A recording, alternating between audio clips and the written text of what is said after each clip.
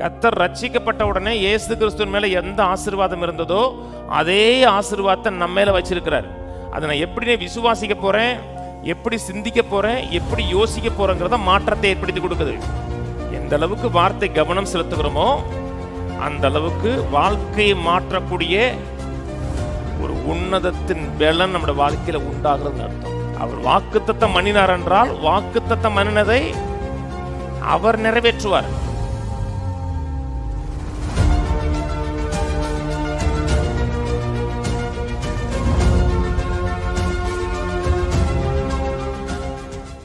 நீதிமொழிகள் 10 திருப்புவோம். நீதிமொழிகள் 10:22. கர்த்தரின் ஆசீர்வாதமே ஐஸ்வர்யத்தை தரும், அதனுடைய அவர் வேதனையை கூட்டார். நான் ஒரு சில வாரங்கள் வாக்கிங் இன் த பிளஸிங், கர்த்தருடைய ஆசீர்வாதத்தில் நடப்பது என்பதை குறித்து பேச விரும்புகிறேன். வாழ்க்கையில் எல்லா பகுதியிலும் நான் ஆசீர்வாதமாக நிறைவாக வாழ வேண்டும் விரும்புகிறார். அந்த வாழ்க்கை வேதனை இல்லாத வாழ்க்கையாக இருக்க வேண்டும் என்று விரும்புகிறார். கர்த்தருடைய ஆசீர்வாதம் ஒரு மனிதனுடைய வாழ்க்கையில் எல்லா பகுதியிலும் செயல்படுகிறது என்றால் வீழ்ச்சியினுடைய பாதிப்பு வாழ்க்கையில் இருக்காது. செயல்படுகிறதுனா அது மேனிஃபெஸ்ட் ஆகிறது, இருக்கிறது. நம்ம மேலே தேவனோட ஆசீர்வாதம் இருக்கிறது வேற. அந்த ஆசீர்வாதம் எல்லாரிடையிலையும் காணக்கூடிய ரீதியில், அதாவது புலன்களினால் தொடப்பட முடியாத ஆசீர்வாதம் தொடக்கூடிய ரீதியில் வருவது, காணக்கூடிய ரீதியில் வருவதுதான் கர்த்தர் நம்ம வாழ்க்கையில் விரும்பக்கூடிய கர்த்தருடைய சித்தமாக இருக்கிறது. போன ஞாயிற்றுக்கிழமை பேசும்பொழுது கர்த்தர் நம்ம மேல் வைத்திருக்கிற அன்பு, அந்த அன்பின் நிமித்தம் பிதாவின் சித்தத்தை செய்வதற்காக அவர் ஏற்படுத்தின அர்ப்பணிப்பு, கமிட்மெண்ட், அதை குறித்து பேசுகிறோம். அதே போல் நாம் தேவன் மேலே வைத்திருக்கிற அன்பை, தேவன் மேலே வைத்திருக்கிற அந்த அர்ப்பணிப்பை நாம் காமிக்க வேண்டும்னு கர்த்தர் விரும்புகிறார். அந்த அன்பின் பிரயாசத்தை காமிக்க வேண்டும் விரும்புகிறார். அதனுடைய மாம்ச பலத்தினால் செய்யக்கூடிய காரியம் கிடையாது. கர்த்தர் நம்மிடத்தில் எந்த ஒரு காரியத்தை எதிர்பார்த்தாலும் அந்த எதிர்பார்க்கிற காரியத்தை செய்வதற்கு கர்த்தரோட ஆசீர்வாதம் வேணும். கர்த்தருடைய நோக்கங்களையும் கர்த்தருடைய திட்டங்களையும் நம்முடைய மாம்ச பலத்தை கொண்டு, வெறும் மாம்ச வைராக்கியத்தை கொண்டு செய்து நிறைவேற்ற முடியாது. கர்த்தருடைய டிசைபிள்ஸாக இருக்கிறோம். டிசைபிள்ஸ்னா ட்ரூ ஃபாலோவர்ஸ் ஆஃப் கிரைஸ்டாக இருக்கிறோம். கிறிஸ்துவை மெய்யாகவே ஃபாலோ பண்ணக்கூடிய ஆட்களாக இருக்க வேண்டும் என்றால் கர்த்தருடைய ஆசீர்வாதம் நம்முடைய வாழ்க்கையில் மிக மிக முக்கியம். அது நம்முடைய வாழ்க்கையில் இருக்கிறது மட்டுமல்ல, நம்முடைய வாழ்க்கையில் எல்லா பகுதியிலையும் வெளிப்பட வேண்டும், காணப்பட வேண்டும்னு கர்த்தர் விரும்புகிறார், நானும் விரும்புகிறேன். ஆசீர்வாதங்கிறது உன்னதத்திலிருந்து வரக்கூடிய உன்னதத்தின் பலன், கர்த்தரிலிருந்து வரக்கூடிய ஒரு நன்மையான ஈவு. ஆசீர்வாதங்கிறது இந்த உலகத்தில் உள்ள காரியம் கிடையாது, வீழ்ந்து போன உலகத்தில் இருக்கிற காரியம் கிடையாது, பிசாசிட்டிருந்து வர்றதும் கிடையாது. ஆசீர்வாதங்கிறது கர்த்தரிலிருந்து வரக்கூடிய ஒரு உன்னதத்தின் பலன், உன்னதத்தினுடைய ஆற்றல், அண்ட் எம்பவர்மெண்ட் டு சக்சீடுங்கிறாங்க. வெற்றி பெறக்கூடிய ஒரு எம்பவர்மெண்ட், ஒரு ஆற்றல். என் வாழ்க்கையில் ஆசீர்வாதம் இருக்கிறத நான் பார்க்குறேன், நான் அறிந்திருக்கிறேன். என்னுடைய பிள்ளைகள் வாழ்க்கையிலையும் ஆசீர்வாதம் இருக்கிறத பார்க்குறேன், இன்னும் நிறைய பார்க்க விரும்புகிறேன். அதே போல் சபை மக்களாக இருக்கிற உங்களுடைய வாழ்க்கையிலையும் ஆசீர்வாதம் இருக்கிறது. ஆசீர்வாதம் இல்லைல்ல, ஆசீர்வாதம் இருக்குது. அந்த ஆசீர்வாதம் எல்லார் இதிலையும் தென்பட வேண்டும், காணப்படவன் விரும்புகிறேன். உங்களை பார்க்குறேன், உங்கள் வாழ்க்கையை பார்க்குறேன், உங்கள் பிள்ளைகளை பார்க்கும் பொழுது, நீங்கள் எல்லார் இதிலையும் வாழ்ந்திருக்கும் பொழுது அதான் இருதயத்தை சந்தோஷப்படுத்தும், அதான் இருதயத்தை மகிழ்ச்சியாக்கும். நீங்கள் கஷ்டப்படுகிறதும் வேதனைப்படுகிறதும் எல்லா காரியத்திலையும் பாடுபடுகிறது ஒரு மேய்ப்பனுக்கு சந்தோஷத்தை ஏற்படுத்தக்கூடிய காரியம் கிடையாது. நீங்கள் வாழ்ந்திருந்தால் தான் அது எனக்கு சந்தோஷம். அதற்காக தான் ஊழியமே செய்கிறோம். நம்ம பிசாசின் பிடியில் இல்லை, ரட்சிக்கப்பட்டிருக்கிறோம், இயேசுவின் ரத்தத்தால் கழுவப்பட்டிருக்கிறோம், அன்பின் குமாரனுடைய ராஜ்யத்துக்குட்பட்டிருக்கிறோம், ஒரு ராஜ்யத்தின் ஜனங்களாக இருக்கிறோம். இந்த ராஜ்யம் ஏழை ராஜ்யம் கிடையாது, இந்த ராஜ்யம் வறுமை ராஜ்யம் கிடையாது, இந்த ராஜ்யம் எல்லார் இதிலும் நிறைவாக இருக்கிற ராஜ்யம். ஒரு காலத்தில் அடிமைத்தனத்தில் இருந்தோம், பிசாசின் பிடியில் அடிமைகளாக இருந்தோம். அப்படி அடிமைகளாக இருந்த நம்மை கர்த்தர் விலை கொடுத்து வாங்கி அவருடைய பிள்ளையாக மாற்றியிருக்கிறார் என்றால், அந்த பிசாசின் ராஜ்யத்தில் இருக்க வீழ்ந்து போன உலகத்தில் இருக்கிற எந்த ஒரு காரியம் வாழ்க்கையில் இருக்கக்கூடாது என்பதற்காக தான் கர்த்தர் நம்மை ஆசீர்வதித்து வைத்திருக்கிறார். அது வெறும் பொருளாதாரத்தில் மட்டுமல்ல, எல்லாரிதிலையும் வாழ்ந்திருக்கணும். சரீர சுகத்தில் வாழ்ந்திருக்கணும், தேவனை அறிகிற அறிவில் வாழ்ந்திருக்கணும். நம்மை கொண்டு கர்த்தர் என்ன செய்ய திட்டமிட்டிருக்கிறாரோ, நோக்கம் வைத்திருக்கிறாரோ அதை நிறைவேற்றுவதற்கு கர்த்தரோட ஆசீர்வாதம் மிக அவசியம். ஆகவே கர்த்தரோட ஆசீர்வாதம் என்றால் என்ன, அது எப்படி இணங்குவது, ஆசீர்வாதத்தோடு எப்படி கோஆப்ரேட் பண்ணி போவது என்று அறிந்து வாழ்ந்தோம் என்றால் நம்முடைய வாழ்க்கை எல்லா ரீதியிலும் அதை மாற்றக்கூடியதாக இருக்கிறது. இந்த வசனம் சொல்லுகிறது, கர்த்தருடைய ஆசீர்வாதமே ஐஸ்வர்யத்தை தரும், அதனுடைய அவர் வேதனையை கூட்டார். இன்னைக்கு மக்களுக்கு ஆசீர்வாதம் என்றால் மெய்யாவே தெரியல. ஆசீர்வாதம் என்றால் என்னென்று சபை மக்களுக்கு தெரியலைங்கிறத காட்டு. ரெண்டாவது காரியம், பிரசங்கிமார்களுக்கு தெரியல. அந்த சர்ச்சுக்கு போனால் ஆசீர்வாதமாங்க. அவங்க ஆசீர்வாதத்துக்கும் பணத்துக்கும் உள்ள வித்தியாசமே தெரியாமல் இருக்காங்க. ஆசீர்வாதம் வேற, பணம் வேற, ஐஸ்வர்யம் வேற. இங்கே சொல்லுது, கர்த்தருடைய ஆசீர்வாதமே ஐஸ்வர்யத்தை தரும். நம்முடைய மக்களுக்கு இந்த ஆசீர்வாதத்தை குறித்து பெரிய விழிப்புணர்வு கிடையாது. யூத மக்களுக்கு இருக்கிற அந்த விழிப்புணர்வு நமக்கு கிடையாது. யூத மக்கள் ஆசீர்வாதம்னா அவங்க பணம் பொருள்னு பார்ப்பது கிடையாது. நம்முடைய மக்களில் ஆசீர்வாதம்னா பணம், பொருள், வீடு, காரு, இதைத்தான் ஆசீர்வாதம் பார்க்குறாங்க. அவங்க பணத்தையும் பொருளையும் ஆசீர்வாதமாக பார்ப்பது கிடையாது. அதனுடைய விளைவாக, ஆசீர்வாதத்தினுடைய விளைவாக பணமும் பொருளும் வருகிறது என்று அவர்கள் பார்க்கிறார்கள். நம்ம மக்கள் வாழ்க்கையில் ஒரு மனிதனோட வாழ்க்கையை பார்க்க, இன்னொரு மனிதனோட வாழ்க்கையில் நிறைய பணம் இருக்குது, பொருள் இருக்குது, கார் இருக்குது, நல்ல ஒரு நிறைவான வீடு இருக்குன்னா அவன் ஆசீர்வதிக்கப்பட்ட மனுஷன் அப்படிங்கிறோம். அவனை பார்க்க நம்மளோட வாழ்க்கையில் கொஞ்சமாக பணம் இருக்குது, வாழ்க்கை அப்படியே கைக்கும் வாய்க்கு இருக்கும்னா நான் ஆசீர்வதிக்கப்படலை அப்படின்னு நினைக்கிறோம். உங்கள் வாழ்க்கையில் பொருள் இருந்தாலும் பொருள் இல்லை என்றாலும் இயேசுவை ஆண்டவராக ஏற்றுக்கொண்டிருக்கிறீர்கள் என்றால் நீங்கள் ஆசீர்வதிக்கப்பட்டவர்கள். ஆனால் அதை சிந்திக்கணும், அதை யோசிக்கணும், அதோடு நான் இணைந்து கோஆப்ரேட் பண்ணி ஈல்டு பண்ணி வாழ தெரியணும். இப்போ ஒரு மனிதன் நிறைய பொருள் இருக்குது, பொருள் திடீர்னு தொலைஞ்சு போச்சு இல்லை திருடிட்டு போயிட்டான்னா அவன் ஆசீர்வாதத்தை இழந்து போயிட்டான்னு கிடையாது. ஆசீர்வாதத்தை ஒரு மனிதன் இழந்து போகவே முடியாது. நீங்கள் ரட்சிக்கப்பட்டவொன்னே உங்கள் மேலே கர்த்தர் வைக்கிறார், இழந்து போக முடியாத ஒரு காரியம். திடீர்னு வீடு தீ பிடிச்சி போச்சு, தீ பிடிச்சிச்சுன்னா இதெல்லாம் நடக்காது. சொல்கிறேன், உதாரணத்துக்கு சொல்கிறேன். ஒருவேளை எல்லாமே எரிஞ்சு போனால் கூட நாம் ஆசீர்வதிக்கப்பட்ட மக்கள், அதை பல மடங்கு நம்மால் ரெஸ்டோர் பண்ண முடியும். ஆசீர்வாதம் இருக்குது, ஆசீர்வாதம் வாழ்க்கையின் பங்காக இருக்குது என்றால் இழந்ததை பார்க்கலும் அதிகமான விதத்தில் நாம் பெற்று அனுபவிக்க முடியும். ஆசீர்வாதங்கிறது ஒரு காணப்படாதது, தொட்டு உணர முடியாதது, தடவி பார்க்க முடியாது. ஆனால் ஆசீர்வாதம் வெளிப்படுகிறது என்றால் தொடக்கூடிய காணக்கூடியதில் அது மாறும். இந்த வசனத்தை ஒரு டிரான்ஸ்லேஷனில் போடுறேன். தமிழில் பார்க்குறோம், கர்த்தருடைய ஆசீர்வாதமே ஐஸ்வர்யத்தை தரும், அதனுடைய வேதனையை கொட்டான் இருக்கு. இது God's word translation. It is the Lord's blessing that makes a person rich. கர்த்தருடைய ஆசீர்வாதம் ஒரு மனிதனை ரிச்சாக மாற்றுதுன்னா உருவாக்குது. நீதிமான் ஆனோம் இருக்கு இல்லையா, அப்படி அவனை ஐஸ்வர்யவன் ஆக்குகிறது. And hard work adds nothing to it. அந்த நம்முடைய கடின உழைப்பு அந்த ஆசீர்வாதத்தோடு இணைகிறதுனால ஆசீர்வாதம் அதிகமாக வரும் கிடையாது. நான் எவ்வளவு கடினமாக உழைக்கிறேன், என் மாம்சத்தில் எவ்வளவு செயல்படுகிறேன், அது ஆசீர்வாதத்தில் எந்த தாக்கத்தை ஏற்படுத்த போகிறது கிடையாது. நான் ரட்சிக்கப்பட்ட உடனே சங்கீதக்காரன் சொல்லுகிறான், தேவனுடைய ஆசீர்வாதம் நம்முடைய ஜனத்தின் மேலே இருப்பதாக. ரட்சிக்கப்பட்ட உடனே தேவனுடைய ஆசீர்வாதம் நம்முடைய தலையின் மேல் இருக்கிறது. நான் செய்கிற செயல்கள் மூலமாக அந்த ஆசீர்வாதத்தில் எந்த ஒரு மாற்றத்தையும் ஏற்படுத்த முடியாது. அந்த ஆசீர்வாதம் என் மேலே இருக்குது.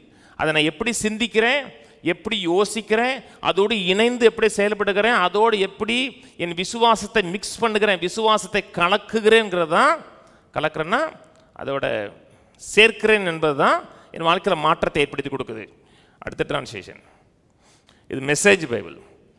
God's blessing makes life rich. கர்த்தருடைய ஆசீர்வாதம் லைஃப்பை ரிச்சாக மாற்றுது. எத்தனை பேர் ரிச்சாக வாழ விரும்புகிறீங்க? அந்த ஆசை இல்லைன்னா மனுஷனே இல்லைன்னு அர்த்தம். வெறும் ரிச்சுன்னா பணத்தில் மட்டும் இல்லை, எல்லா ரீதியிலும் ரிச்சாக இருக்கணும். இரக்கத்தில் ஐஸ்வர்யம் உள்ளவர் இருக்கு பார்த்தீங்களா, தேவனை குறித்து இரக்கத்தில் ரிச்சாக இருக்கணும், ஞானத்தில் ரிச்சாக இருக்கணும், அண்டர்ஸ்டாண்டிங்கில் ரிச்சாக இருக்கணும். அது எதை கொடுக்குறதுன்னா கர்த்தருடைய ஆசீர்வாதம் ஒரு மனிதனுடைய வாழ்க்கையை ரிச்சாக மாற்றுது. வெறும் மெட்டீரியல் மட்டுமல்ல, எல்லா ரீதியிலையும். Nothing we do can improve on God. நாம் செய்கிற எந்த ஒரு காரியமும் அந்த ஆசீர்வாதத்தை இம்ப்ரூவ் பண்ணவும் செய்யாது, குறைக்கவும் செய்யாது. நான் சில காரியம் செய்கிறேன், மத சம்பந்தமான சில காரியங்கள் செய்கிறதுனால அந்த ஆசீர்வாதம் என் வாழ்க்கையில் அதிகமாக கூடிருச்சு, என் செயல்பாடுகள் சரியில்லை அதனால் ஆசீர்வாதம் குறைஞ்சிருச்சுன்னு கிடையாது. இந்த ஆசீர்வாதம் முழுக்க முழுக்க தேவனுடைய பார்ட்டு. அந்த பக்கம் நான் எதுவுமே செய்ய முடியாது. கர்த்தர் ரட்சிக்கப்பட்ட உடனே இயேசு கிறிஸ்துவின் மேலே எந்த ஆசீர்வாதம் இருந்ததோ அதே ஆசீர்வாதத்தை நம்ம மேலே வச்சிருக்கிறார். அதை நான் எப்படி விசுவாசிக்க போகிறேன், எப்படி சிந்திக்க போகிறேன், எப்படி யோசிக்க போகிறேங்கிறத மாற்றத்தை ஏற்படுத்தி கொடுக்குது. நோ ட்ரான்ஸ்லேஷன், இது amplified Bible. The blessing of the Lord, it makes truly rich, and he adds no sorrow with it, neither does toiling increase it. நான் வேதனைப்படுகிறது, கஷ்டப்படுகிறது, பாடுபடுகிறது அந்த ஆசீர்வாதத்தை இன்க்ரீஸ் பண்ணாது. நான் ஒரு 40 நாள் ஃபாஸ்டிங் இருக்க போகிறேன், அந்த ஆசீர்வாதத்தை கூட்டுறதுக்கு இருந்துட்டு போங்க, அதனால ஆசீர்வாதம் இன்க்ரீஸ் ஆகாது. நீங்கள் மாம்சீகமாக செய்யக்கூடிய எந்த ஒரு காரியமும் ஆசீர்வாதத்தில் எந்த ஒரு கையும் வைக்க முடியாதுன்னு அது தேவனுடைய பார்ட்டு. அந்த எண்டில் நீங்கள் செயல்படவே முடியாது. நம்முடைய எண்டில் எப்படி அது இணைவது, அதை சிந்திப்பது, அதோடு இணைந்து கோஆப்ரேட் பண்ணி வாழுகிறத வாழ்க்கையில் மாற்றத்தை கொடுக்கிறது. ஆகவே நாம் அறிந்து கொள்ள வேண்டிய முதல் காரியம் ஆசீர்வாதத்தை குறித்து, ஆசீர்வாதம் என்பது தொட முடியாத ஒரு ஆவிக்குரிய சக்தி, கண்டு உணர முடியாத ஒரு ஆவிக்குரிய சக்தி.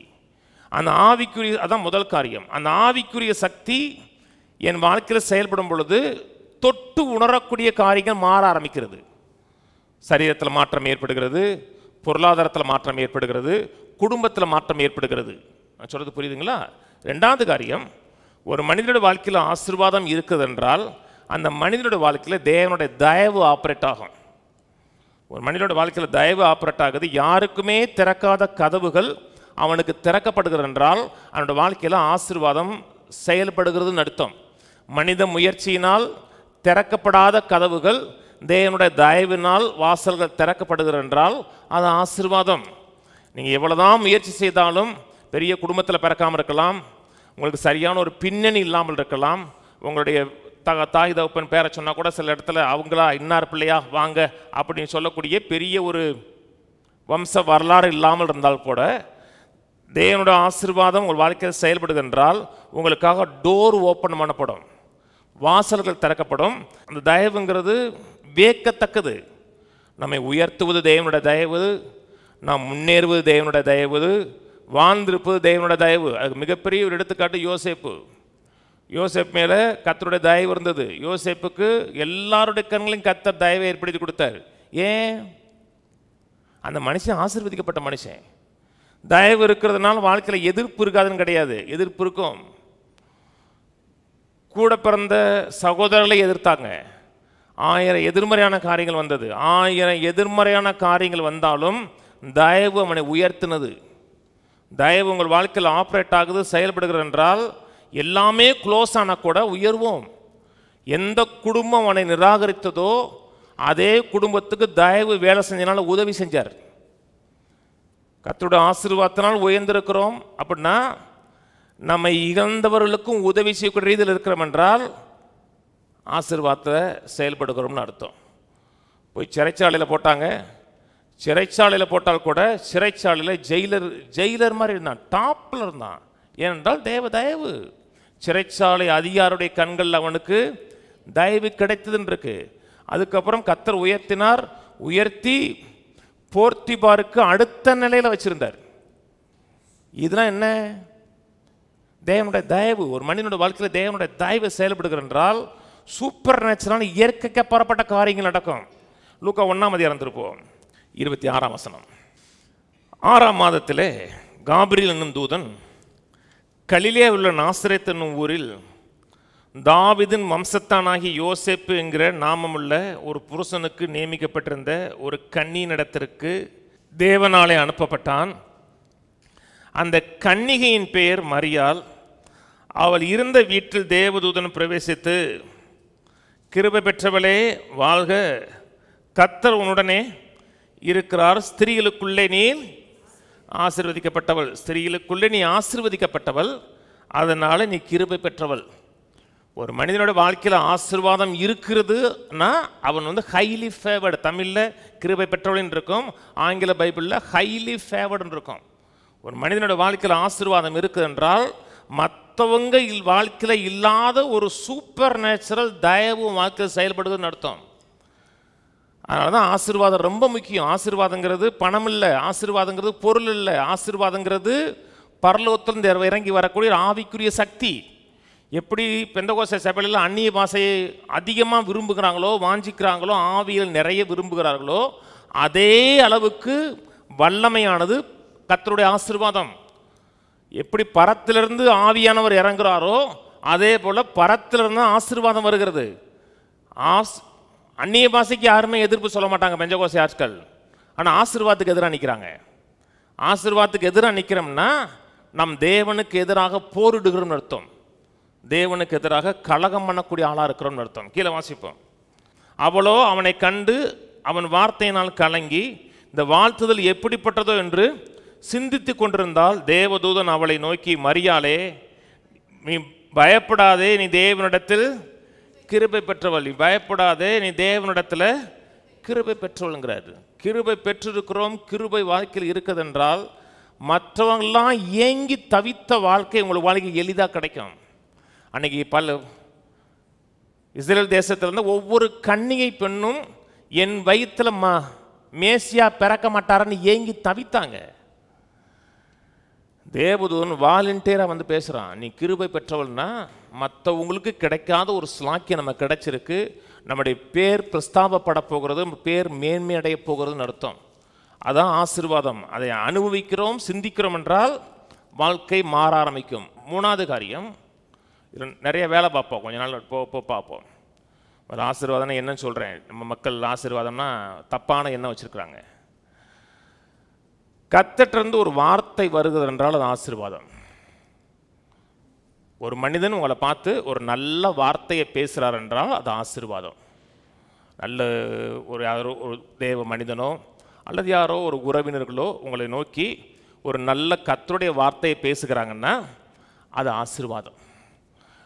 யூத மக்கள் வாழ்க்கையில் இது அதிகமாக விரும்பக்கூடிய காரியம். பேசுகிறாங்க. ஏற்கனவே சொல்லியிருக்கேன், 12 வயசு முடிஞ்சதுக்கப்புறம் 13வது வயசில் யூத குடும்பத்தில் ஆணுக்கும் பெண்ணுக்கும் சரி ஒரு ஃபங்க்ஷன் வைக்கிறாங்க. பெண்ணுன்னா பேட் மிஸ்வான்னு வச்சுருக்காங்க, ஆண்னா பார் மிஸ்வான்னு வைக்கிறாங்க. பார் மிட்ஸ்வா பேட் மிஸ்வான்னு வைக்கிறாங்க. பெரிய ஒரு ஃபங்க்ஷன். 13 வயசு ஆகும்போது அவன் மெச்சூர் ஆகுறாங்க, உலகத்தோடு அவன் மெச்சூர் நிலைக்கு வரான். அதனால தான் வேதத்தில் இயேசுவை குறித்து பேசும்போது 12 வயசு முடிஞ்சதுக்கப்புறம் வரும். அதனால தான் இன்னும் யூத மக்களோட வாழ்க்கையில் 12 வயசுக்கு அப்புறம் தான் மெச்சூருக்கு வராங்க அப்படிங்கிற ஒரு எண்ணம் இருக்குது. பெரிய ஃபங்க்ஷன் வச்சு இனத்தார் ஜனத்தாரெலாம் கூப்பிட்டு நல்ல உணவு கொடுத்து அந்த இனத்தார் ஜனத்தாருக்கு வாயார வார்த்தை சொல்லுவாங்க. நீ ஆசீர்வதிக்கப்பட்டவளாக இருப்ப, உன் பேர் பிரஸ்தாவப்படும், உன் வாழ்க்கை மேன்மையாக இருக்குன்ட்டு அவங்க மனதில் என்னென்ன வார்த்தை இருக்கிறதோ அந்த வார்த்தைகளை அந்த பெண்ணின் மேலேயோ அந்த பையன் மேலேயோ பேச வைப்பாங்க. அதுதான் அவங்க வாழ்க்கையில் இந்த மெச்சூர் நிலையை அடைந்து வெற்றிகரமாக வருவதற்கு ஒரு எம்பவர்மெண்ட் நினைக்கிறாங்க. நான் சொன்னது புரியுதுங்களா? அதனால தான் நல்ல சபைக்கு போகணும், நல்ல வார்த்தைகள் பேசப்படுகிற இடத்துல உட்காந்து கேட்கணும். கேட்கறது மட்டுமல்ல, அந்த வார்த்தையை நான் விசுவாசத்தோடு மிக்ஸ் பண்ணணும். அதுக்கு நான் ஆமேன்னு சொல்லணும், நான் அங்கீகரிக்கிறேன்னு சொல்லணும், அதை ஏற்றுக்கொள்ளணும்னு சொல்லும் பொழுது என் வாழ்க்கை மாற ஆரம்பிக்கிறது. சுகமாக மாற ஆரம்பிக்கும், வெற்றியாக மாற ஆரம்பிக்கும். என் வாழ்க்கையின் இலக்கை அடைவதற்கு அதுக்கு உதவியாக இருக்கும். அதுக்கு உங்கள் மேலே யாரெல்லாம் எப்பொழுதெல்லாம் கர்த்தருடைய வார்த்தையை பேசுகிறார்களோ அது ஆசீர்வாதம். அதனால தான் சபையில் வந்து கவனத்தோடு கேட்கணும். இங்கே வந்து தூங்கக்கூடாது. வார்த்தை பேசப்படும் பொழுது ரொம்ப கவனமாக இருக்கணும். ஏன்னா உங்கள் மேலே ஆசீர்வாதம் கூறப்படுகிறதுன்னு அர்த்தம். 10 கோடி வருகிறதை பார்க்கலும் தேவனோட ஆசீர்வாதம் பெருசு. அந்த வார்த்தையோடு விசுவாசத்தை கலக்கவில்லை என்றால் மாற்றத்தை ஏற்படுத்தாது. ஆனால் விசுவாசத்தை கலக்குகிறோம் என்றால், விசுவாசத்தை மிக்ஸ் பண்ணுகிறோம் என்றால் வாழ்க்கையில் முற்போக்கான மாற்றத்தை அந்த வார்த்தைகள் ஏற்படுத்தி கொடுக்கும். 4வது காரியம், முதல் காரியம் என்ன சொன்னேன், காணப்படாத தொட முடியாத ஆசீர்வாதம் வாழ்க்கையில் செயல்படுகிற என்றால் தொடக்கூடிய காரியத்தில் மாற்றத்தை ஏற்படுத்தி கொடுக்கும். 2வது காரியம், ஆசீர்வாதம் செயல்படுகிற என்றால் தேவனுடைய தயவு வேலை செய்யும். 3வது காரியம், உங்கள் மேலே வார்த்தை பேசப்படுகிறது என்றால் ஆசீர்வாதம் வல்லமையானது. மரியாள்கிட்ட கேட்குறாங்க பார்த்தீங்களா, இது எப்படி ஆகுன்னு கேட்குறாங்க அந்த அம்மா. நான் கல்யாணம் ஆகலையே, புருஷனை அறியனே, எப்படி ஆகுன்னு சொன்ன உடனே அவர் விலைக்கு கொடுக்குறாரு. லூக்கா திரும்பி எடுங்க, 31 வசனம், 1:30. இதோ நீ கர்ப்பவதியாகி குமாரனை பெறுவாய், அவருக்கு இயேசு என்று பெயரிடுவாயாக. அவர் பெரியவராயிருப்பார், உன்னதமானுடைய குமாரன் எனப்படுவார். கர்த்தராகிய தேவன் அவருடைய பிதாவாகி தாவீதின் சிங்காசனத்தை அவருக்கு கொடுப்பார். அவர் யாக்கோபின் குடும்பத்தாரை என்றென்றைக்கும் அரசாளுவார், அவருடைய ராஜ்யத்துக்கு முடிவிராது என்றான். அதற்கு மரியாள் தேவதூதனை நோக்கி, இது எப்படி ஆகும்? புருஷனை அறியனே என்றால், தேவதூதன் அவளுக்கு பிரதியுத்தரமாக, பரிசுத்தாவி உன்மேல் வரும், உன்னதமானுடைய பலம் உன்மேல் நிழலிடும், ஆதலால் உன்னிடத்தில் பிறக்கும் பரிசுத்தமுள்ளது தேவனுடைய குமாரன் எனப்படும். இதோ உன் இனத்தாளாய் இருக்கிற எலிசபெத்தும் தன் முதிர் வயதில் ஒரு புத்திரனை கற்பந்தரித்திருக்கிறாள். மலடி எனப்பட்ட அவளுக்கு இது 6ஆம் மாதம். ஒரு அற்புதத்தை பற்றி பேசுகிறாங்க. சொந்தக்காரி மலடியா என்னப்பட்டவ, அவங்க வீட்டுக்காரர் ரொம்ப வயசானவர், அவளுக்கும் சூப்பர் நேச்சுரலாக கற்பந்தரித்து 6 மாதம் ஆச்சுன்னு சொல்கிறாங்க. நம்ம ஒரு காரியத்தை விசுவாசிப்பதற்கு இன்னொரு விசுவாசியோட வாழ்க்கையில் கர்த்தர் ஒரு அற்புதம் செஞ்சிருக்கிறார் என்றால் அதை கேட்கும்போது நமக்கு விசுவாசம் தூண்டி விடப்படுகிறது. அவங்களுக்கு கர்த்தர் செய்திருக்கிறார் என்றால் நிச்சயமாக நமக்கு செய்வாருங்கிற ஒரு எதிர்பார்ப்பு உண்டாக ஆரம்பிக்குது. அதனால தான் சொல்கிறாரு, அவளும் கிட்டத்தட்ட ஒன்றா மாதிரி தான். உனக்கு புருஷன் இல்லை, அவருக்கு புருஷன் இருந்தும் இல்லாத மாதிரி. என்ன, வயசானவர், வாய்ப்பே இல்லை. அந்த வாய்ப்பில்லாத நிலையிலையும் அவர் எப்படி நடந்துச்சுன்னா வார்த்தை வந்துச்சு. சகரியாவுக்கு தூபம் காட்டும்போது வார்த்தை வருது, உனக்கு ஒரு குமாரன் பிறப்பான், அவனுக்கு யோவான் என்று பெயரிடுவாங்க என்று வார்த்தை வருது. வார்த்தை விசுவாசிக்கிறாங்க. வார்த்தைங்கிறது உன்னதத்திலிருந்து ஒரு வரக்கூடிய பலனுங்க. எது முடியாதுன்னு நினைக்கிறோமோ அதை மாற்றக்கூடிய பரலோகத்தின் சக்தி, பரலோகத்தின் ஆற்றல். அப்போ சொல்கிறேன், எப்படி ஆகுன்னு கேட்ட உடனே தேவனால கூடாத காரியம் ஒன்றுமில்லை, தேவனால கூடாத காரியம் ஒன்றுமில்லைன்னு போட்டிருக்கு. 2 டிரான்ஸ்லேஷன் காமிக்கிறேன். முதல்ல ஆம்பிளிஃபைட் பைபிள் போடுங்க. For with God nothing is ever impossible and no word from God shall be without power. தேவனுக்கு எந்த ஒரு காரியமும் கூடாத காரியம், முடியாத காரியம் கிடையாது. தேவனிடத்தில் வரக்கூடிய எந்த ஒரு காரியமும் வல்லமை இல்லாமல் இல்லை. No word from God shall be without power or impossible of fulfillment. தேவனிடத்தில் வரக்கூடிய எந்த வார்த்தையும் வல்லமை இல்லாமல் இல்லை. என்ன வார்த்தை வந்துச்சோ அந்த வார்த்தை நிறைவேற்றக்கூடிய பவர் இல்லாமல் இல்லைல்ல. சொன்னது புரியுதுங்களா? வார்த்தை வந்துச்சுன்னா அந்த வார்த்தையோடு அது நிறைவேற்றக்கூடிய பவரும் சேர்ந்து வருது. நம்முடைய பார்ட் ஒன்றும் இல்லை. இதில் வார்த்தை வருதுன்னா என்னுடைய வேலை என்ன? அது ரிசீவ் பண்ணணும். எப்படி மரியாள் ரிசீவ் பண்ணாலோ உடைய வார்த்தையின்படியே எனக்கு ஆக கடவுள்னு சொன்னால் பார்த்தீங்களா, அப்படி சொல்லும் பொழுது அந்த வார்த்தை நிறைவேற்றக்கூடிய வல்லமை வார்த்தையோடு இணைந்து வருது. இது ASB, American Standard Bible. For no word from God shall be void of power. தேவனிடத்தில் வரக்கூடிய எந்த ஒரு வார்த்தையும் வல்லமை இல்லாமல் இல்லை. தேவனிடத்தில் ஒரு வார்த்தை வருதா, வல்லமையோடு வருது. எந்த வல்லமையோடு வருது? ஆசீர்வாதத்தின் வல்லமையோடு வருது. தேவனுடைய ஒவ்வொரு வார்த்தையும் ஆசீர்வாதம், அண்ட் எம்பவர்மெண்ட், ஒரு உன்னதத்தின் பலனோடு வருது. அதனால தான் வார்த்தையை நீங்கள் கேட்கும் போதெல்லாம் பரலோகத்திலிருந்து ஒரு வல்லமை எனக்கு உண்டாகுங்கிற எண்ணத்தோடு பார்க்கணும்.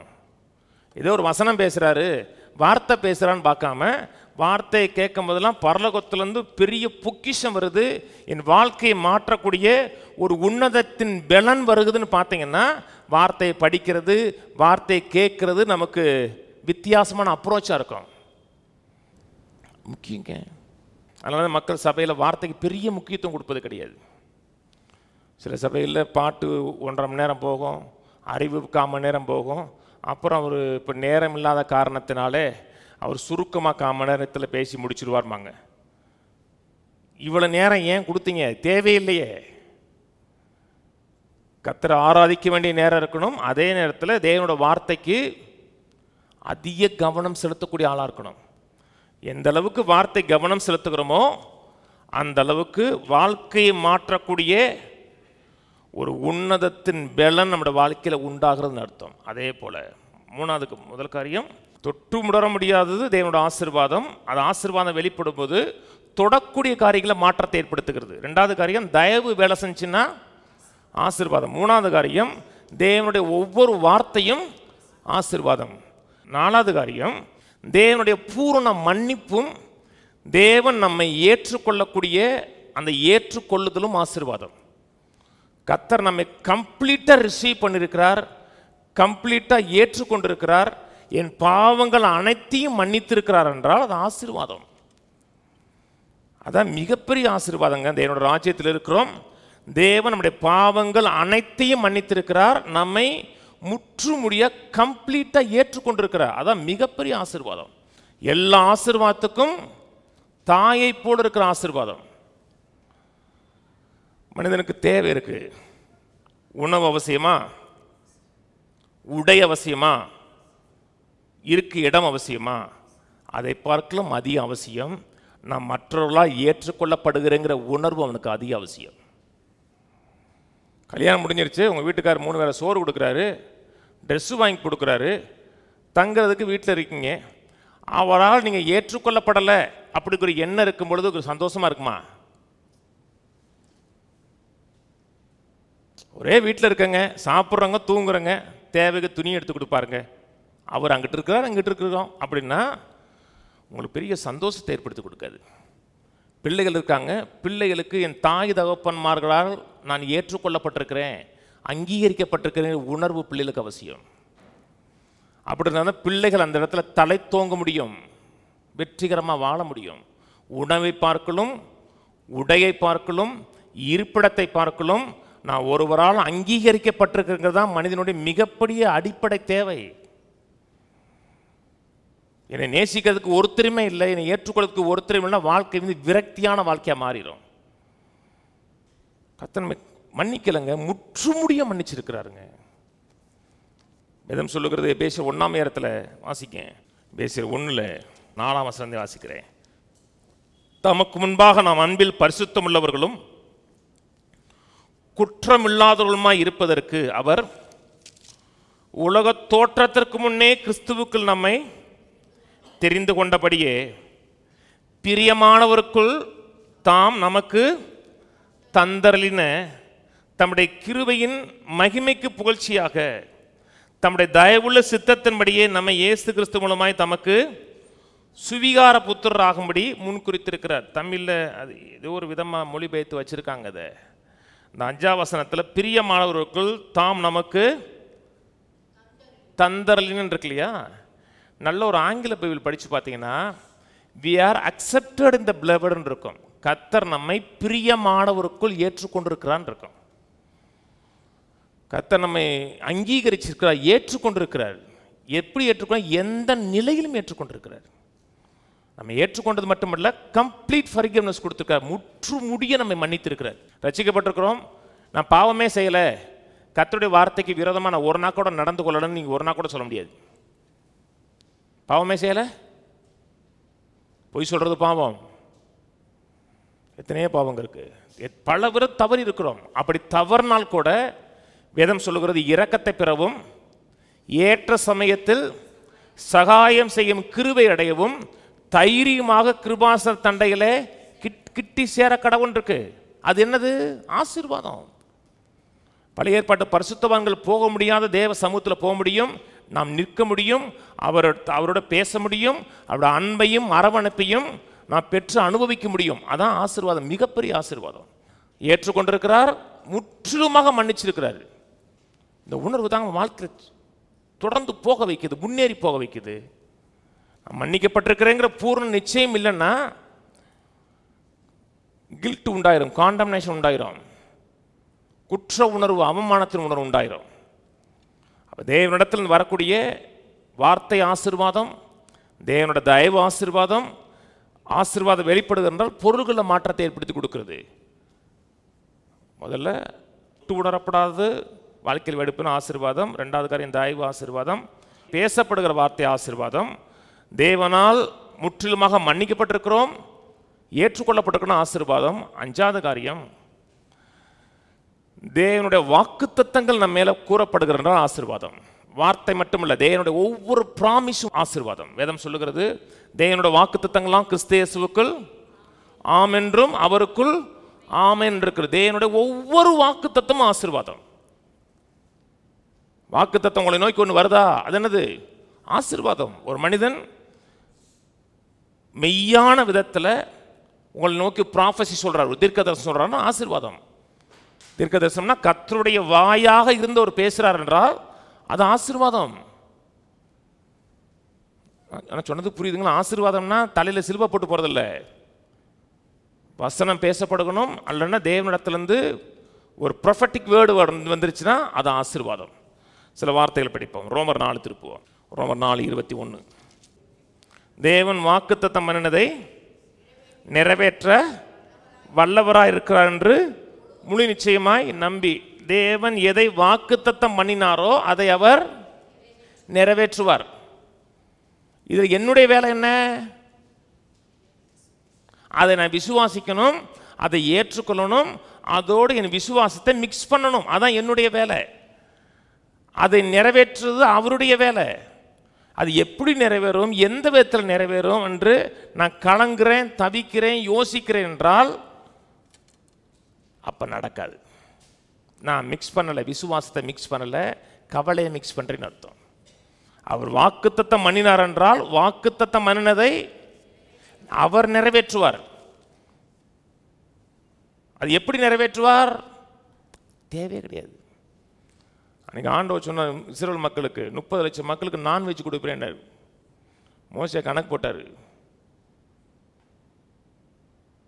கர்த்தர் என்ன சொன்னார்? கர்த்தருடைய கரம் குறியிற்றுனர்.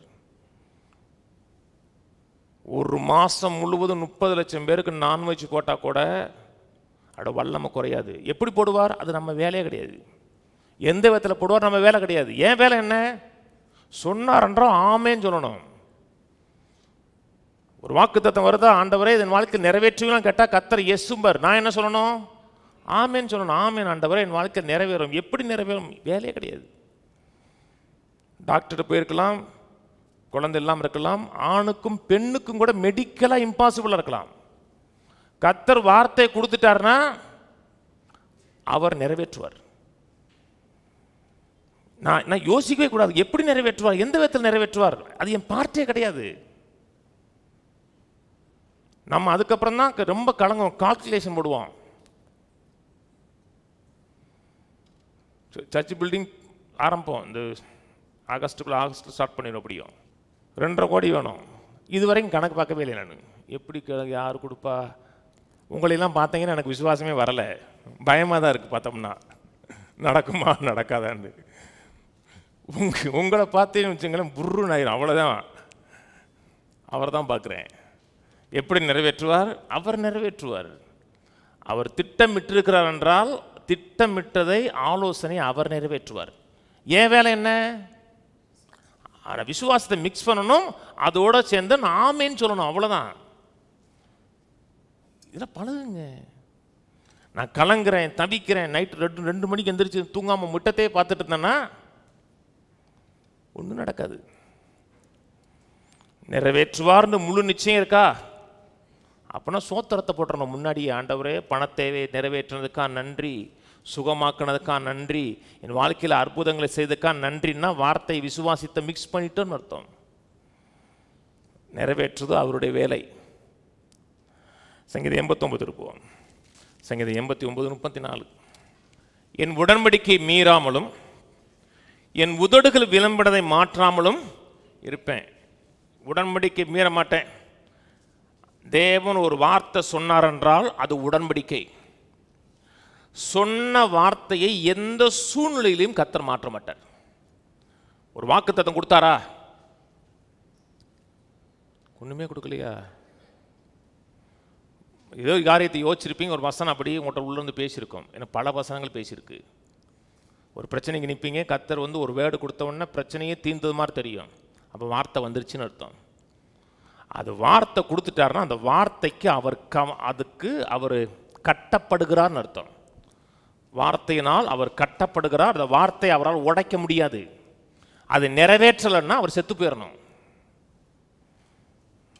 அதான் உடன்படிக்கை. உடன்படிக்கை சொன்ன வார்த்தையை நிறைவேற்றலைன்னா சொன்னவர் உயிரோடு இருக்கக்கூடாதுன்னு அர்த்தம். அதான் உடன்படிக்கை. தேவன் ஒரு வார்த்தை சொன்னார் என்றால் சொன்ன வார்த்தையை அப்படியே நிறைவேற்றுவார். ஏன்னா அதில் அவருடைய கேரக்டர் இருக்கு. ஒரு மனிதன் நம்மகிட்ட ஒரு வார்த்தை சொல்றாரு, நல்ல கேரக்டர் உள்ள கேரக்டர்னா சொல் தவறாத ஆளாக இருந்தார் என்றால் அவர் சொன்ன வார்த்தையை நம்ப முடியும் நம்ம. அப்படி நீங்கள் பார்க்குறது ரொம்ப அரிது. சில மக்கள் மேன் ஆஃப் கேரக்டராக இருப்பாங்க. நம்ம எப்படி இருக்கிறங்கிற அடிப்படையில் அவங்க அதை நிறைவேற்றுவது கிடையாது. அவங்களுடைய கேரக்டரின் அடிப்படையில் அதை நிறைவேற்றக்கூடிய ஆளாக இருப்பாங்க. நம்முடைய கான்டாக்டின் அடிப்படையில் கிடையாது, அவருடைய கேரக்டரின் அடிப்படையில். கர்த்தர் நமக்கு ஒரு வாக்குத்தத்தம் கொடுக்கும் பொழுது நம்முடைய நடத்தையை பார்த்து கொடுக்கல. இவன் நல்லவனாக இருக்கான் அதனால் வாக்குத்தத்தம் கொடுத்துன்னு சொன்னாரா? நாம் எப்படி இருந்தாலும் கர்த்தருடைய வாக்குத்தத்தங்கள் அவருடைய சுபாவத்தின் அடிப்படையில் வருகிறது என்றால் கர்த்தர் அதை நிறைவேற்ற வல்லவராக இருக்கிறார். ஏன்னா வாக்குத்தத்தம் ஒவ்வொன்றும் உடன்படிக்கையாக இருக்கிறது, மீற முடியாதா இருக்கிறது. இன்னைக்கு சில மனிதர்கள் சொல்லுவாங்க, அவங்க மனிதர்கள் சொல்லுகிறத அப்படியே தண்ணியில் எழுதுன மாதிரி தான்.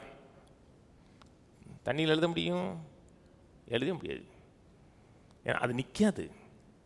சொல்லுவாங்க, சொன்னதை நிறைவேற்ற வேண்டுங்கிற வாஞ்சை கூட உங்களுக்கு இருக்காது. சொல்லிட்டேமே செஞ்சிடணுமே அப்படிங்கிற துடிப்பு கூட இருக்காது. அவங்க சொல்லுவாங்க, ஆனால் கர்த்தர் அப்படி கிடையாது. எனக்கு 2 பிள்ளைங்க இருக்காங்க. எங்கள் பிள்ளைகளுக்கு நான் ஒன்று செய்வேன்னு சொல்லிட்டேன்னு வச்சுக்கலேன், இதை நான் செஞ்சிடேன்டா அப்படின்னா கட்டாயம் நம்புவாங்க. அவங்க உனக்கு செய்கிறேன்னு சொன்னோன்னா, அப்பா நான் தகுதியே இல்லைப்பா, நான் போன வாரமும் இந்த வாரமும் நான் நிறைய கீழ்ப்படியாமையில் வாழ்ந்துட்டேன், நான் உங்கள் பிரியமாக நடக்கலப்பா, இதுக்கு நான் தருகதை கற்றவேன்னு சொல்ல மாட்டாங்க. சொன்ன உடனே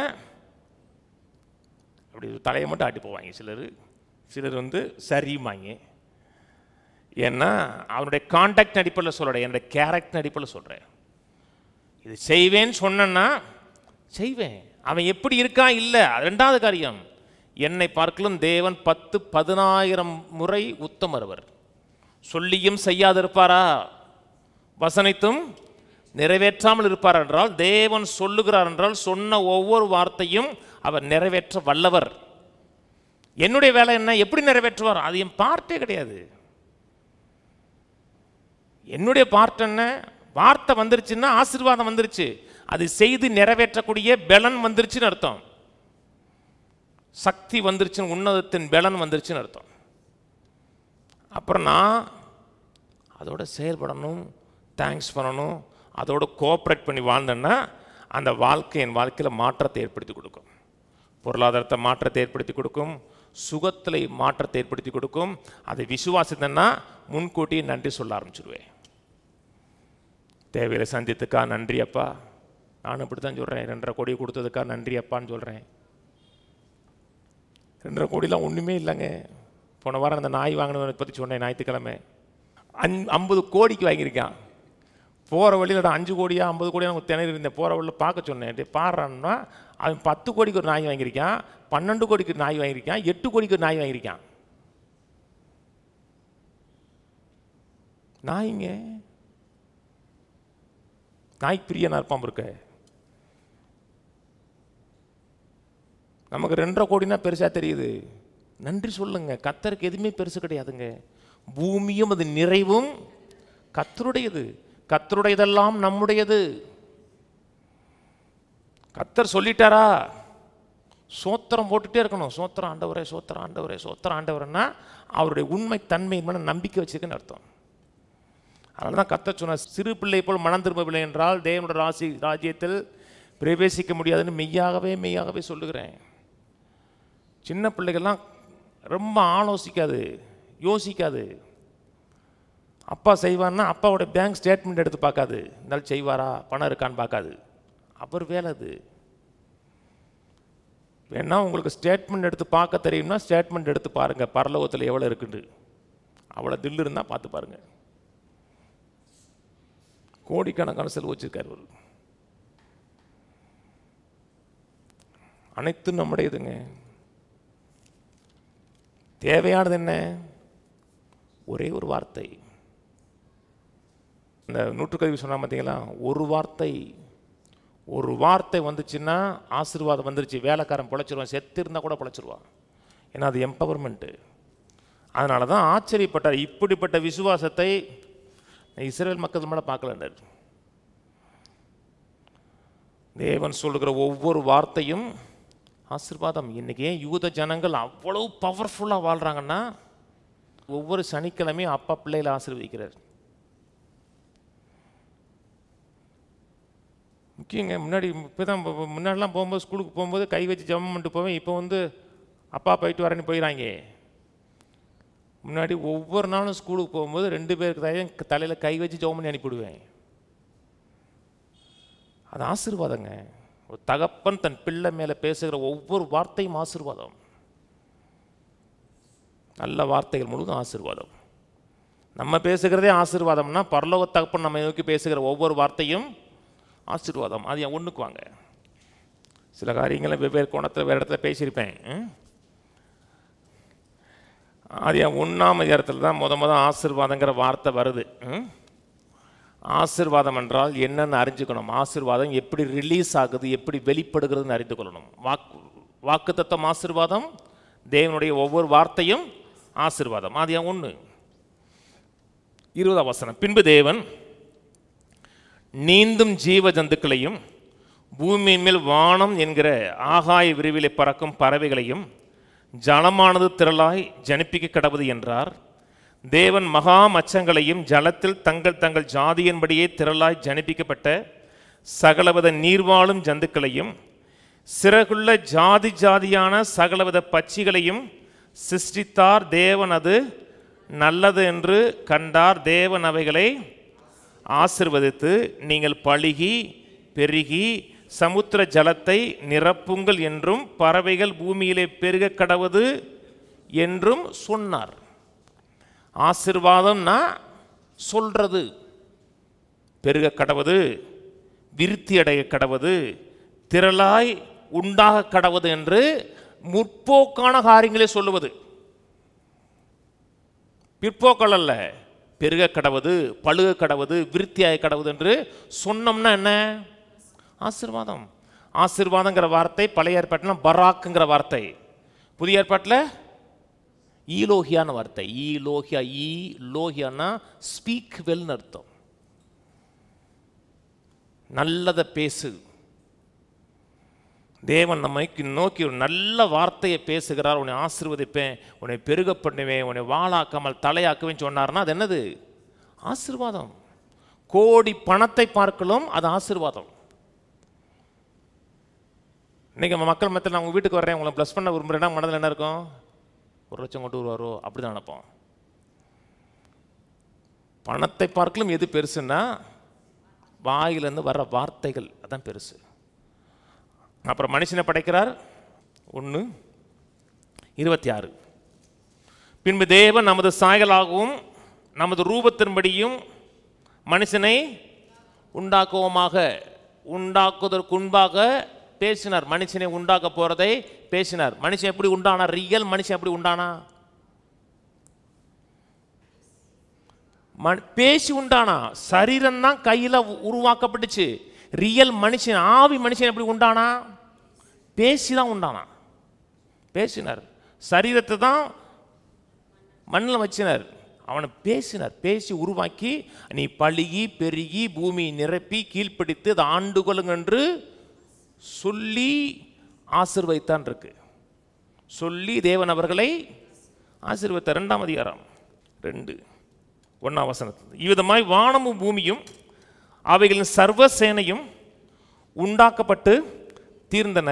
தேவன் தாம் செய்த தம்முடைய கிரியையை 7ஆம் நாளில் நிறைவேற்றி தாம் உண்டாக்கின தம்முடைய கிரியையெல்லாம் முடித்த பின்பு 7ஆம் நாளிலே ஓய்ந்திருந்தார். தேவன் தாம் சிருஷ்டித்து உண்டு பண்ணின தம்முடைய கிரியையெல்லாம் முடித்த பின்பு அதில் ஓய்ந்திருந்தபடியினால் 7ஆம் நாளை அவர் ஆசீர்வதித்து அதை 7ஆம் நாளை ஆசீர்வதித்து அதை பரிசுத்தப்படுத்தினார். 7ஆம் நாளை ஆசீர்வதித்து அதை செப்பரேட் பண்ணார், பரிசுத்தப்படுத்தினார். சனிக்கிழமை பரிசுத்தமான நாள் அன்னைக்கு. ஏன்னா 6 நாளில் முடிச்சு 7ஆவது நாளில் ரெஸ்ட் எடுக்கிறார். எந்த விதத்தில் அது செப்பரேட் பண்ணப்பட்ட நாள்? ஏன் அது செப்பரேட் பண்ணப்பட்டிருக்கு? அது பரிசுத்தமாக்கப்பட்டிருக்கு. வெள்ளிக்கிழமை பார்க்கலாம் சனிக்கிழமை என்ன வித்தியாசம்? அன்னைக்கு வெயில் அடிக்காதா? அன்னைக்கு இயற்கை மாறிடுமா? ஏன்? அந்த நாள் ஆசீர்வதிக்கப்பட்ட நாள். அவ்வளவுதான். கர்த்தர் நம்ம எப்படி செப்பரேட் பண்ணுகிறார், கர்த்தர் நம்ம எப்படி பரிசுத்தப்படுத்துறார் என்றால் நம்ம மேல வார்த்தையை சொல்லி பரிசுத்தப்படுத்துறார். ஒரு நாள் பரிசுத்தமான நாள். ஏன்?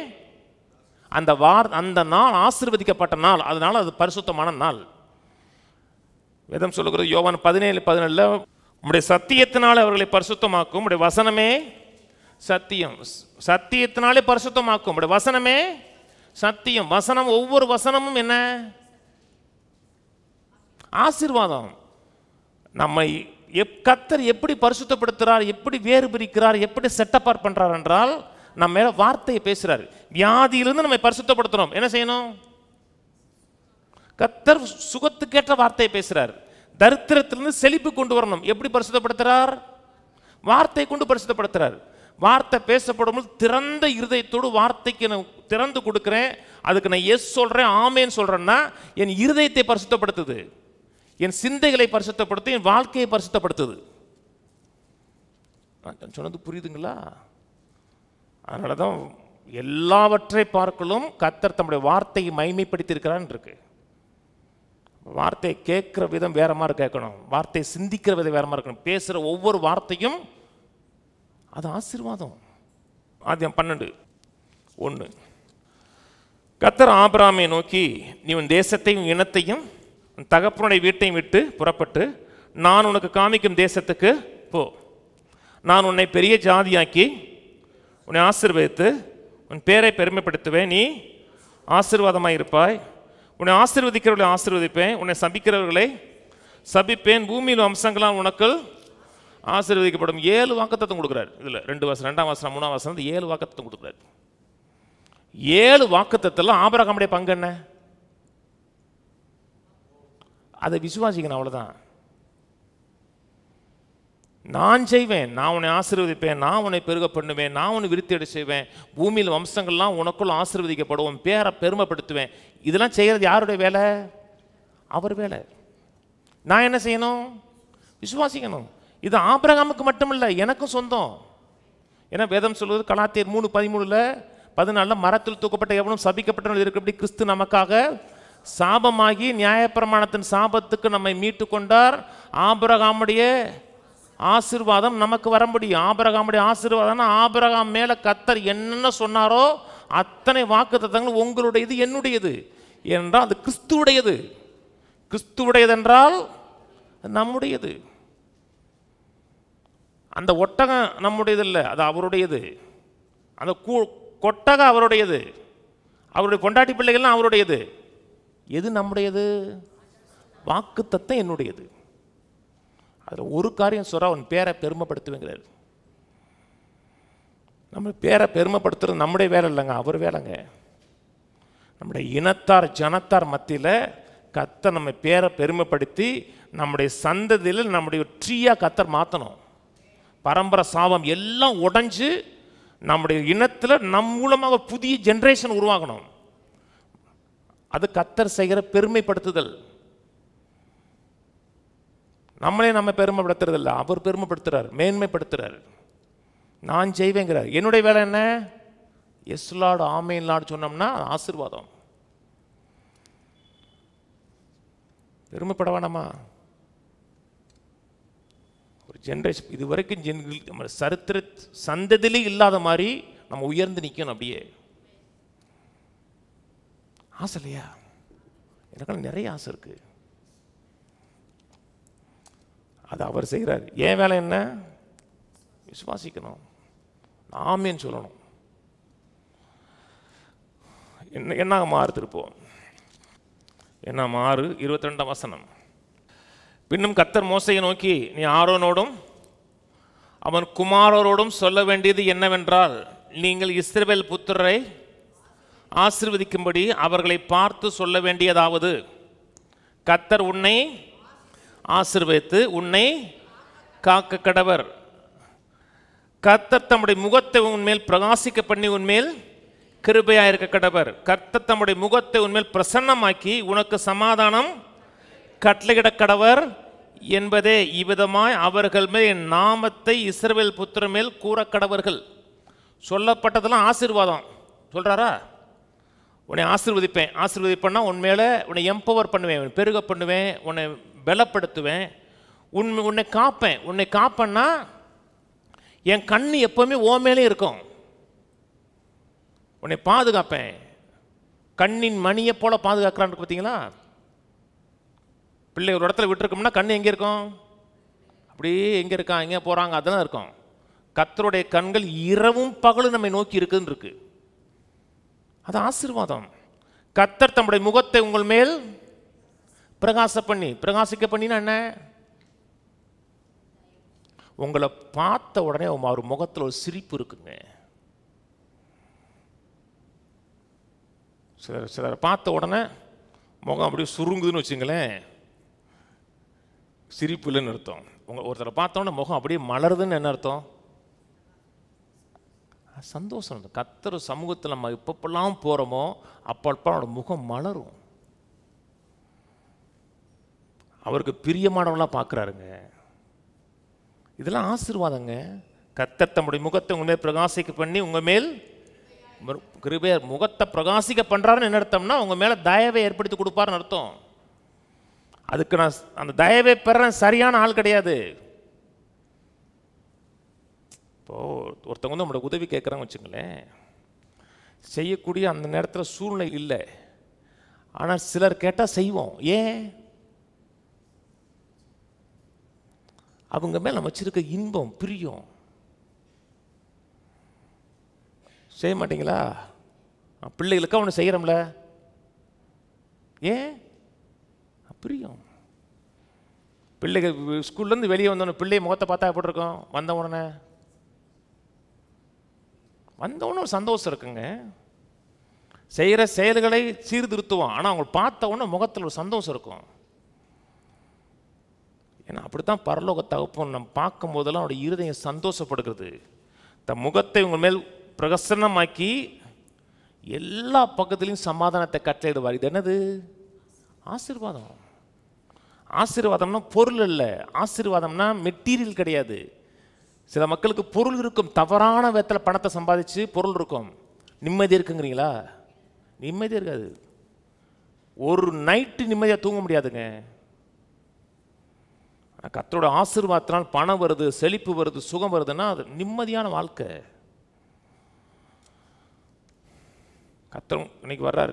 சிலர் சொல்கிறோம் கர்த்தரை பார்த்தேங்கிறாங்க, இயேசுவை பார்த்தேங்கிறாங்க இல்லையா? இயேசு இந்த இடத்துல இருக்காரா? இருக்கார். மறைஞ்சு இருக்கிறார். திடீர்னு அப்படி வெளிப்பட்டார் வச்சுங்க. ஒரு வெளிச்சமாக வந்து ஒரே ஒருத்தரை பார்த்து சொல்கிறார், மகனே உன்னை ஆசீர்வதிக்க விரும்புகிறேன், உன்னை பெருக பண்ண விரும்புகிறேன், உன் மூலமாக பல காரியங்களை செய்ய விரும்புகிறேன், உன்னை கொண்டு என் திட்டங்கள்லாம் நோக்கங்களை நிறைவேற்ற போகிறேன், உன் கையை நான் பலப்படுத்த போகிறேன், உன்னை ஆசீர்வத்து மேன்மையாக வைக்க போகிறேன்னு 1000 பேரில் ஒரே ஒருத்தனை பார்த்து சொல்லிட்டு போகிறாருன்னா எப்படி இருக்கும்? அந்த ஒருத்தனுக்கு மட்டும்தான் சந்தோஷமாக இருக்கும், மற்றவங்களும் சந்தோஷமாக இருக்காது. ஒருத்தனை பார்த்து தனியாக சொல்கிறாருன்னா அவங்க மேலே ஃபேவர் தனியாக காமிச்சு சொல்கிறாருன்னு அர்த்தம். இப்போ அந்த மனுஷன் என்ன செய்யணும்? அந்த வார்த்தையோடு விசுவாசத்தை மிக்ஸ் பண்ணணும். கர்த்தாவே இதை செய்வேன்னு சொல்லியிருக்கீங்க, என் வாழ்க்கையில் என் உயர்த்துவேன்னு சொல்லியிருக்கீங்க, எனக்கு ஒரு ஆச்சரியமான உயர்வை ஏற்படுத்தி கொடுப்பேன்னு சொல்லியிருக்கீங்க, நான் விசுவாசிக்கிறேன் ஆண்டவரேன்னு சொன்னீங்கன்னா அந்த வார்த்தையை ஹானர் பண்ணுறீங்கன்னு அர்த்தம். அதுக்கப்புறம் செயலாற்ற வேண்டியது அவருடைய வேலை. உங்களை எப்படி உயர்த்துவது, என்ன செய்வதுங்கிறது, அந்த தொட்டு உணர முடியாத அந்த ஆசீர்வாதம் தொடக்கூடிய இதில் குடும்பத்தில், பொருளாதாரத்தில், பிஸ்னஸில் எல்லாம் வெளியே வரும். நான் காரில் ஏதாவது வசனம் படித்தோம்னா படிப்பேன், படிச்சுட்டு என்கிட்ட பேசுகிற மாதிரியே பார்ப்பேன். நான் அது யார் எழுதி வச்சாலும் சரி தான். என்கிட்ட தனியாக ரேமா வார்த்தைகள், பேசுகிற வார்த்தைகள் நிறையா இருக்கு. என்கிட்ட தனித்தட்டு இதில் என்னோடய தேவைக்கேற்ற வசனங்கள் கர்த்தர் நிறையா பேசி வச்சுருக்கிறார், அது எனக்கு தெரியும். ஆனால் எத்தாப்புல ஒரு வாக்குத்தத்தம் போதுன்னா அந்த வாக்குத்தத்தங்கள் கிறிஸ்துவுக்குள்ளே இருக்குது. கிறிஸ்துவுக்குள்ளே நான் இருக்கேன், அப்போ அது எனக்கு சொந்தம். எங்கே இப்படி போகிறீங்க மேற்கு தொடர்ச்சி மலை வழியே, உங்கள் சைடில் ஒரு 10 ஏக்கர் லேண்ட் இருக்குது, அதை பார்த்தவங்களுக்கு எப்படி இருக்கும்? நம்ம லேண்டுன்னு சொல்ல மாட்டீங்களா? அப்போ ஏத்தாப்புல ஒரு வசனம் இருந்துச்சுன்னா என்னது அது? நம்ம சொத்து. அப்படி பார்த்தீங்கன்னா நீங்கள் வசனத்தை மதித்து பார்க்குறீங்கன்னு அர்த்தம், மேன்மையாக பார்க்குறீங்கன்னு அர்த்தம். நமக்கு காரு தேவையில்லைங்க, ஒரு வார்த்தை வேணுங்க. வீடு தேவையில்லைங்க, வீடுக்கேற்ற ஒரு வார்த்தை வேணுங்க. வார்த்தை வந்துச்சுன்னா நல்ல வீடை, சிறந்த வீடை சிறந்த இடத்துல சிறப்பாக கொடுப்பார் அவர். நமக்கு தேவையானது என்ன? வார்த்தை, ஒரு ப்ராமிஸ். ஏன்னா 23க்கு வாங்க. சில மக்களுக்கு என்னென்னா, அங்கே போனால் அவர் என்ன 1 மணி நேரம் பேசிகிட்டே இருப்பாருங்க, அப்புறம் என்ன குத்தாட்டமாக போடுறது? நான் சிலருக்கு அதான் பிடிக்குது, குத்தாட்டம் போட்டுட்டு பிடிக்குது. எது முக்கியங்க? வார்த்தைங்க. வார்த்தை, ஒவ்வொரு வார்த்தையும் ஆசீர்வாதங்க, பலன், உன்னதத்தின் பலன். ஏன்னா 23 தெரியும், பைபிள் படிச்சீங்கன்னு ஓரளவுக்கு தெரியும். பாலாக்குங்கிற ஒரு ராஜா இஸ்ரவேல் மக்களை சபிக்கணும்னு நினைக்கிறான். அவன் தேசத்தில் வந்து நம்மளை மேற்கொண்டுருவாங்களோ, நம்மளை நாசமாக்கிடுவாங்களோ பயந்து பீலையாமுங்கிற ஒரு மந்திரவாதியை கூப்பிட்டு அவங்களை சபிக்கும்படியாக கூலி கொடுக்குறான், பணம் கொடுக்குறான். பேசிட்டு வரான். பேசிட்டு வரும்போது அவன் வர்றேன்னு சொல்லிட்டான். கர்த்தர் போக வேணான்னு சொன்னார். அப்புறம் அந்த தங்கி அவனை ஃபோர்ஸ் பண்ணி வர்றாங்க. வர்ற வழியில் எனக்கு சில காரியங்கள் இன்னும் எனக்கு புரியலை. என்கிட்ட கேட்டீங்கன்னா எனக்கும் புரியாது. போகிற வழியில் ஒரு உருவன பட்டயத்தோடு கர்த்தருடைய தூதனானவர் நிற்கிறாரு. கழுதைக்கு தெரியுது, மேலே இருக்கணுக்கு தெரிய மாட்டேங்குது. வயக்காட்டுக்குள்ளே கழுதை இறங்கி போயிடுது. உடனே திரும்பி அதை அழைச்சி அந்த பாதையில் வைக்கிறான். அது ஒரு திராட்சை தோட்டத்துடைய 2 சுவர் நடுவில் நின்னவுடனே சுவரில் இடிச்சுக்கிட்டே போகுது. அவனுக்கு காலில் நல்லா சிராச்சிருச்சு, அடின்னு அடிக்கிறான்.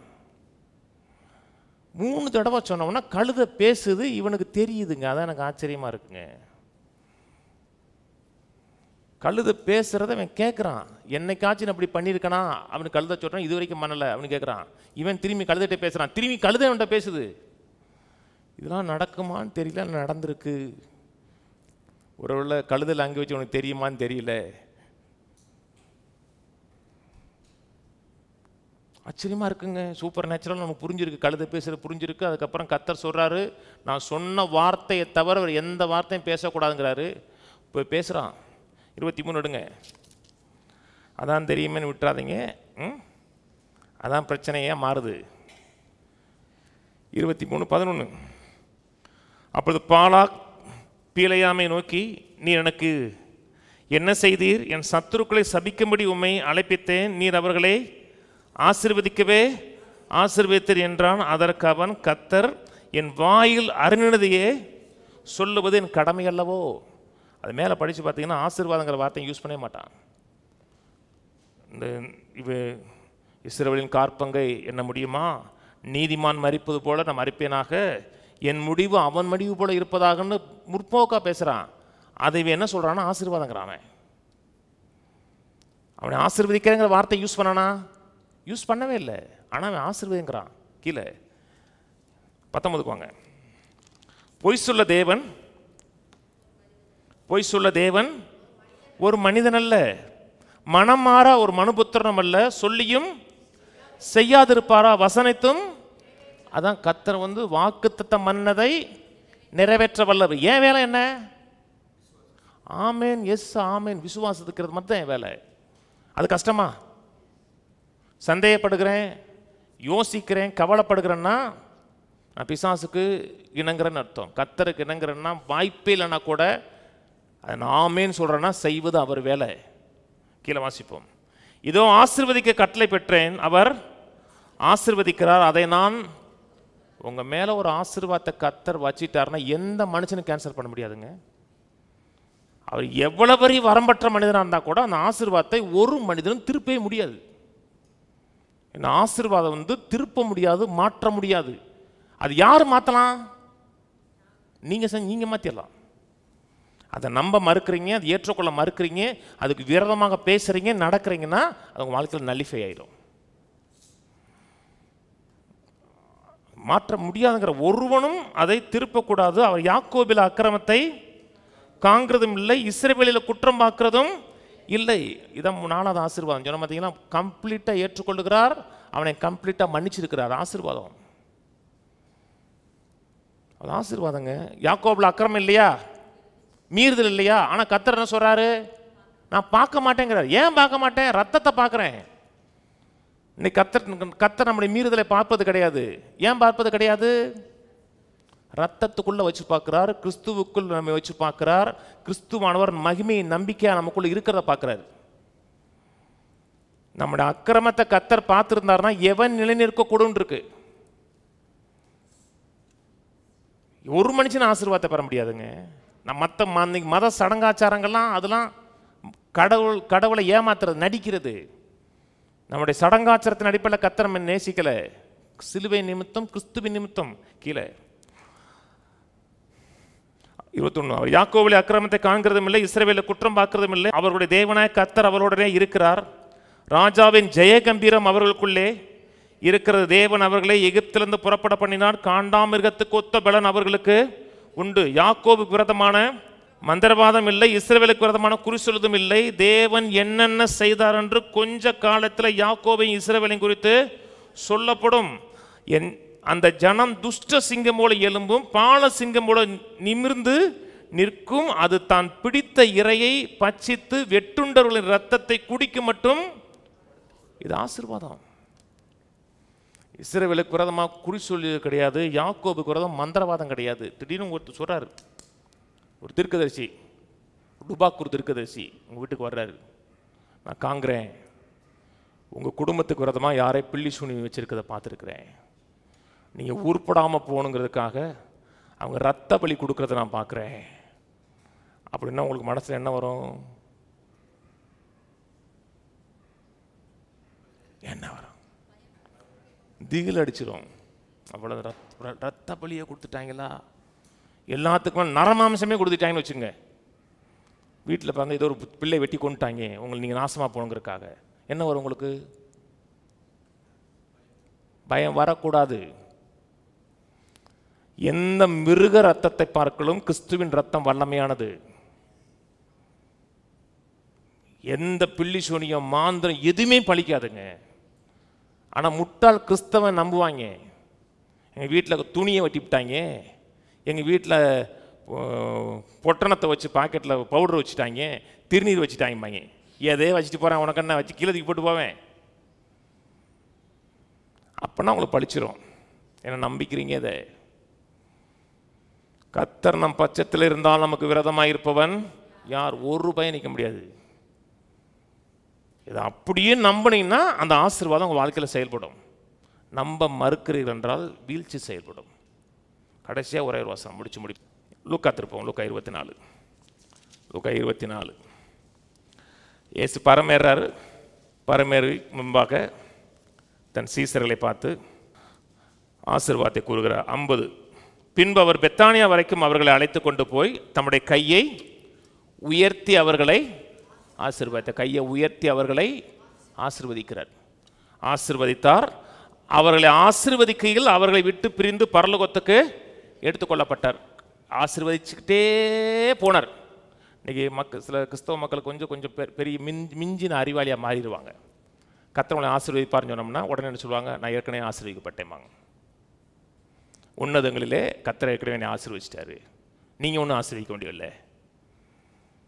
அதெல்லாம் மேதாவித்தனமான முட்டாள்தனம்.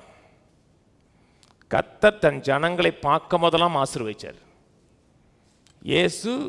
இயேசுக்கு பேசுகிற 1:3 தெரியாதா? உன்னதங்களில் ஆவிக்குரிய சகல ஆசீர்வாதத்தை ஆசீர்வதிச்சு தெரியாதா? ஆனால் அவர்களை பார்த்து ஆசீர்வதிச்சார். ஆசீர்வதிச்சுக்கிட்டே மேலே போனார். அதனுடைய விளைவு என்ன? அடுத்து பார்ப்போம். 52. அவர்கள் அவரை பணிந்து கொண்டு மிகுந்த சந்தோஷத்தோட எருசலேமுக்கு திரும்பி வந்து நாடோறும் தேவாலயத்தில் தேவனை புகழ்ந்து துதித்து கொண்டிருந்தார்கள். சில ஆங்கில பைபிள் நாடோறும் தேவனை பிளஸ் பண்ணி துதித்து கொண்டிருந்தார்கள் இருக்கும். ஆங்கிலத்தில் பிளஸ் யூ லார்டுங்கிறாங்க பார்த்தீங்களா? பிளஸ் யூ லார்டுனா என்ன அர்த்தம்? உண்மை பற்றி நல்ல வார்த்தைகளை சொல்கிறேன்னு அர்த்தம். பிளஸ் பண்ணுறேன்னா கத்தாவே உண்மை நான் ஆசீர்வதிக்கிறேன் அப்படி இல்லை. உண்மை நல்ல வார்த்தைகளை சொல்கிறேன். கர்த்தரிடத்திலிருந்து உன்னதமான ஆசீர்வாதத்தை பெற்றுக்கொண்டு அதற்கு ஆமேன்னு சொல்கிறீங்க, விசுவாசத்தோடு அது கேட்குறீங்க, விசுவாசத்தை கலக்குறீங்கன்னா அடுத்தவங்க வாயில் துதி கட்டாயம் இருக்கும். ஆசீர்வாதத்தை பெற்ற மனுஷன், ஆசீர்வாதத்தில் வாழுகிற மனுஷன் துதிப்பது அவனுக்கு கஷ்டமாக இருக்காது, அவனுக்கு இன்பமாக இருக்கும். வாயை திறக்கிறதுக்கே கஷ்டமாக இருக்குன்னா நீங்கள் ஆசீர்வாதத்தை ரிசீவ் பண்ணலன்னு அர்த்தம்.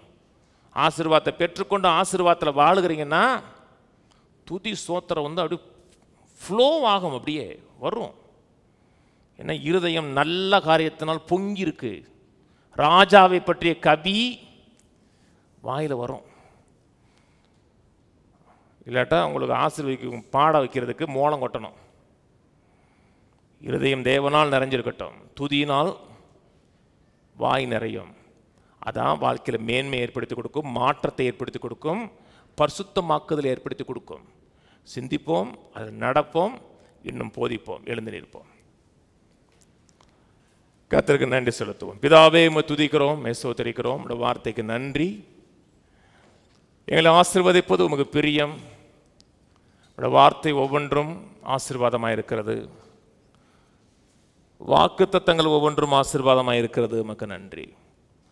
விசுவாசத்தை துவைக்கினவரும் அதை பரிபூர்ணப்படுத்துமாய் இருக்கிற கர்த்தர் கொடுத்த வாக்குத்தத்தங்களை, வார்த்தைகளை விசுவாசிக்கிறோம். அது அப்படியே எங்கள் வாழ்க்கையில் ஆம் என்றும் ஆமேன் என்றும் இருக்கிறதுக்கு ஆமக்கு நன்றி. கேட்ட மக்களை ஆசீர்வதிக்கிறேன். உடைய வசனத்தில் பலப்படட்டும், வார்த்தையில் ஸ்திரப்படட்டும். சகல வல்லமையும் சகல நிறைவும் எங்கள் வாழ்க்கையில் உண்டாயிருக்கட்டும். உன்னதத்தின் பெலன் எங்கள் வாழ்க்கையில் உண்டாயிருக்கட்டும். பிள்ளைகளை ஆசீர்வதிக்கவும், ஆசீர்வதிக்கப்பட்ட சூழலில் நாங்கள் வளரவும் எங்களை கற்றுத்தருவீராக. வசனத்தை மேன்மையாக நினைத்து வசனத்தில் வளர வாழ உதவி செய்யும். கனமும் மகிமையும் துதியும் உமக்கு உண்டாகட்டும். இயேசு கிறிஸ்துவின் நாமத்தில் பிதாவே, ஆமென்.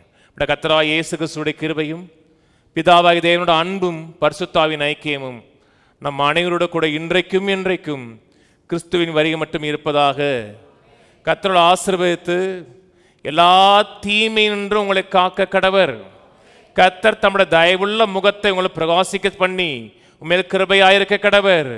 கர்த்தர் தம்முடைய முகத்தை உங்களை பிரசன்னமாக்கி சமாதானம் கட்டளையிட கடவர். கர்த்தரோடு ஆசீர்வதித்து ஜீவனோடு சுகத்தோடு தீர்க்காயுசோடு ஒரு குறைவில்லாமல் 120 ஆண்டுகளுக்கு மேலாக வாழ வைப்பாராக. ஆமென், ஆமென், ஆமென்.